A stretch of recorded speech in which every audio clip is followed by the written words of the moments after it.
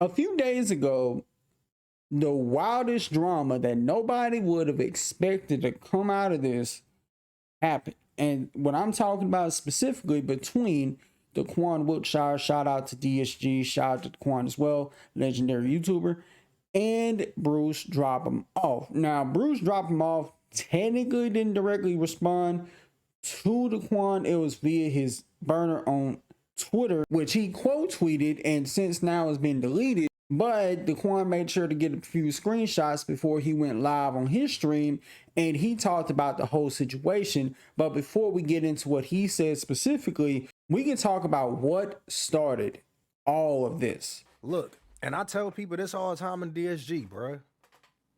I don't know why this is the way this is, bruh. You get the most support when you ain't really doing that much for your community. What value has BruceDropEmOff given to his audience? For real, y'all. What value has he given his audience? BruceDropEmOff, fake as hell, constantly just talking shit about people. Everybody saw he talk shit about his friends behind his back, and he got 13,000 subscribers on Twitch in a few days. He ain't never, bro, I guarantee you he's never done a fifth of what I've done for my community. He ain't even done a fucking tenth of what I've done for my community. 13,000 subs in a few days. 13,000, y'all. I've told this to DSG plenty of times. It's weird as hell how you get the most support when you ain't fucking with your community like that. As far as when you're not acknowledging niggas and shit. DSG, y'all seen how many times I've proven that shit to y'all?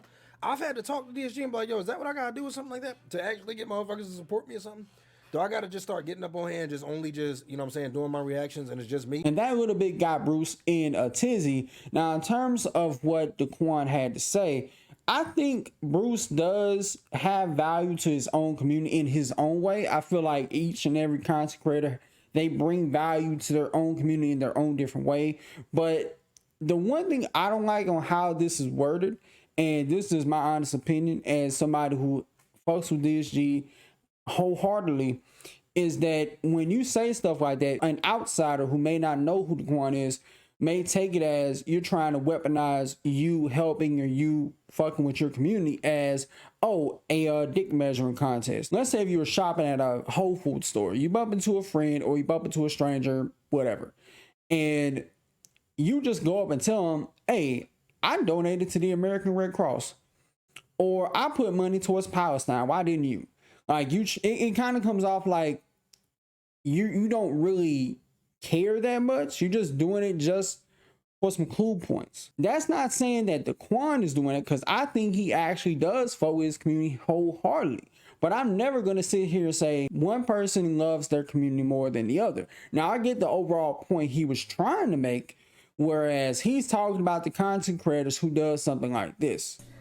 Stay focused. We're getting distracted with numbers here. 500 subs. We got to get to 500 subs. It's the only way I'm committing to a stream schedule. We're at 187. Like, I don't know what to tell you. I don't know what to tell you. Please give me fucking money. I wish I could, but I'm so poor. But thank you for streaming for us, even though some of us are poor bums. What happened to all my pay pigs? I'm on a pay pig drought right now. What the fuck? Every time someone doesn't subscribe, Nebel sheds a tear. What do you want from me, chat? What could I need to possibly do to make sure that this stream doesn't die because I can't afford to keep it going anymore? The thing, because I'm not asking you for a large financial contribution. If it cost $20 to sub, $20 is quite a bit of money. $20 is, you can get a full meal for $20. And the difference of $20 and eating a meal. And them are just a few examples of creators just looking at their community as nothing but a dollar sign, which is absolutely sad. Like, people who take their time out of their day, their busy schedule, to sit down, watch a stream for however many hours, or they watch a video that's like 5-10 minutes long or 20 minutes long or longer, and this is how you treat them. If you were to ask me the different things I've seen Bruce, like, that tells me he fucks with his community, is he does react to his Reddit, which his community is always active in there. After he hit over 13,000 subs, he thanked his subscribers, and he had even uploaded that to YouTube where he got very emotional, thanking the people who did sub to him. Now, I think there is a good reason why, you know, he got that many subs so quickly, is because there's probably a lot of people that fuck with Bruce and that is a part of DEO was like, I'm not going to Kick. I will sit here. I don't care if it's 20 years. I'll wait until he comes back to Twitch. If he never comes back to Twitch, I'll just watch him on YouTube. There are Twitch loyalists that will not follow a creator to another platform. And it may not be nothing against the creator himself, but it could just be, you know, they're more loyal to Twitch and they don't fuck with Kick and they're not appreciative of what Kick allows on there, let's say. But nevertheless, I do think that Bruce has his own unique way of providing value for his community. Just for everybody in here, for clarification, for the people who don't know, he's responding to my message about him talking about his own friends. Your rage, if you see this, this is the same dude that keeps coming to you trying to be cool with you again. And here he is in somebody else's DMs yet again, thinking online friends are real. Bro, what is your problem? This is what I'm saying. Look, no bullshit, Bruce. We didn't even have to do all this. If I could have, I would have much rather had a conversation with you to help you be a real nigga, bro. You said thinking online friends are real, so Kai and Rage wasn't your real friends? Because I could have sworn they were. Didn't you try to go back being cool with them? Come on, man. Thinking online friends are real. As I just said, Bruce, I have no problem with you. I genuinely do wish the best for you, bro, on some real shit. And I do hope you mature and stop talking about your friends. Dog, everybody keeps telling, the only thing I hear about you nowadays is you crashing out.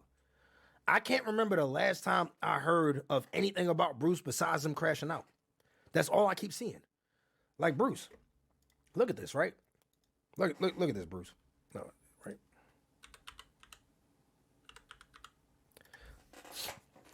Bruce. Like, bruh. This is just a few months ago when you was with all of them, when you was cool with everybody. Look at all your views, bro. All in the hundreds of thousands. You posted Dear XQC and crashed out on him, 44,000 views. You crashed out on Kick, 61,000. Like, bro, what's going on, bro? I just keep hearing about you crashing out nonstop. I don't hear anything else about you besides you crashing out. You need to get better. Because the thing is, your views wouldn't have fell off. No, I'm not, bro. Don't get it twisted, bro. I'm not sitting there saying 44,000 views ain't a lot. That's a lot, my nigga. Look, what I'm saying is this. For a nigga that's so worried about him, look at what's happening with you, and you only crashing out because you showed your true colors. Now, just for a little bit of context, the last two things, like him speaking about Kick, that was more of him reacting to somebody talking about Kick who used to work over there, and she ended up either quitting or getting fired. That whole story was weird. And honestly, I think he has a right to talk shit about Kick once he leaves. Like, I mean, if we gonna keep it a band, how many times have we talked shit about a company we used to work at? Like, whether publicly or privately. Because of what Bruce said about Kick and other streamers over on Kick, that's what made XQC respond to Bruce. And that's what made Bruce want to respond to XQC. Because let's keep it a band. You think Bruce was going to sit there and say half the shit he said about Kick while he was getting paid by them? Hell no. Like, there's some shit that can go on in a company for so long that you can't speak on because you don't want nobody to retaliate against you. And then when you leave, you ain't got to worry about that no more. So, of course, he going to speak on them. What they gonna do? Ain't nobody be worried about what Kick does. And honestly, if I was Bruce, I would have did the same thing about Kick. Like, they pay me my money, and then the moment I say, you know what, fuck this, I'm going back to Twitch where it all started. I have my right to have my grievances about the company I used to be a part of. He gave the company their flowers, so it wasn't like he was just doing nothing but bash them. He gave them their flowers. He did say that Kick is a place for new creators to thrive, at least ones who don't view by it. There was one other thing I would like to address, what Daquan had said a bit earlier, where he was talking about Bruce talking shit about his friends behind his back.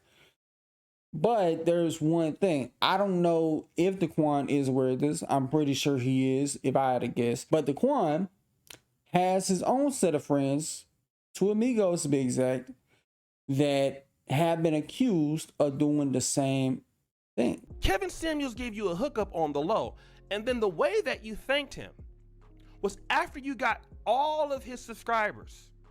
You talked shit about him behind his back, just like you did somebody else that we both know that you did, because I know that you did, because you called me and told me. Oh yeah, bro, I said it, but we squashed it. No, you also said it about Kevin. You called him a homosexual. Why? Because he asked you, hey bro, my time zone is 10 o'clock. Over here where we're at, don't listen. There's no need to compete for the time zone at the same time, because why? Well, if you're on at the same time as Kevin, it's not about the viewers, but the people, then the money will be split up. So if I have $50 to give, I might give it to Fresh and Fit instead of Kevin, but Kevin has already been doing that time slot for a year. You guys weren't doing that time slot. That's just one of the things. But not only did you do that, you also talked shit about other content creators. And then you disrespected him after he helped you. Now, then you want to know why he don't want to return your text messages. Then you want to know why he don't want to call you, why he don't want to deal with you. You want to know why? Because your character is bad, bro. Okay? How many content creators have you guys screwed over? Want to name them? Auburn Preach, Roommates, Kevin Samuels. You guys were booking consultations with certain dating coaches, then getting mad when they didn't show up to your show. Then after they didn't show up to your show, you talked about them, trashed them. That's what you did. And now you want to make it like it's Kevin Samuels' fault, trying to save face. Every situation that's going on right now between Fresh and Fit, let's juxtapose Fresh and Fit and Kevin Samuels. Kevin Samuels don't have any allegations in the last year of getting the OnlyFans model pregnant. Now, I don't know if Daquan is knowledgeable of that. He may know of it or not know any of it, to be exact. I don't know. I'm not entirely sure. Them two, who you call real, have these same allegations against them, where everybody who they've done content with on the podcast that they do, they've literally went behind their back and talked about them. All those people that O'Shea Duke Jackson just named. So if you got O'Shea saying this, if you got other content creators saying the same thing, not all of them can be lying, right? I don't think Daquan would ever take too kindly to any thought or any phone call or text saying that, oh, you know, Myron and Fresh are just talking shit about you. I don't know why. Like, Daquan wouldn't take that lightly. Now, I'm not saying he would go live and start talking shit about Myron and Fresh. He probably would call them up first, be like, yo, what's going on? Is this true what I'm hearing? I don't know. I just think that Daquan needs to be careful who he claims is real. Now, in the past, Daquan has said, oh, well, I probably fell off for this and that reason. He even mentioned that once I stopped doing all the sus stuff on my streams, that's when the viewership started tanking. But if you were to ask me, I think one reason could be because of his alignment with Fresh and Fit. Now, I don't think it fell off that much or that bad, at least, you know, from my outside viewpoint. I think Daquan is doing just fine as he is. Now, I'm pretty sure there's people out there who want to stir the pot and they want Daquan to just crash out and say, you know what, fuck Fresh and Fit, all this other shit years ago. But I think to the very least, people would have wanted Daquan to distance himself from Fresh and Fit because of how much of a brand risk they've become and are right now. The people are not monetized on YouTube at all. And I wouldn't be one of the people who would tell Daquan, oh, I can't fuck with you no more, I'm unsubscribing. That's weirdo behavior. Like, Daquan could be friends with whoever he wants to be friends with. It's not going to affect you or me. Let him be friends with Fresh and Fit if he wants to. But I'm pretty sure he knows what comes with the territory. I'm pretty sure that because you want to associate with, you know, people who are that much of a brand risk, you are going to make yourself inadvertently a brand risk by association. As the term goes, guilty by association. Like, it's really bad for business to be even cool with Fresh and Fit because of how much it could affect your brand. And you got to really weigh your options. Do you care more about being loyal to your friends, or do you care more about your brand? The thing that you bust your ass to build up. They didn't help you build that up, you did. So people got to understand something. If they did not help you build up your platform, Why do you need them? If I was Daquan, I would have been distanced myself from them.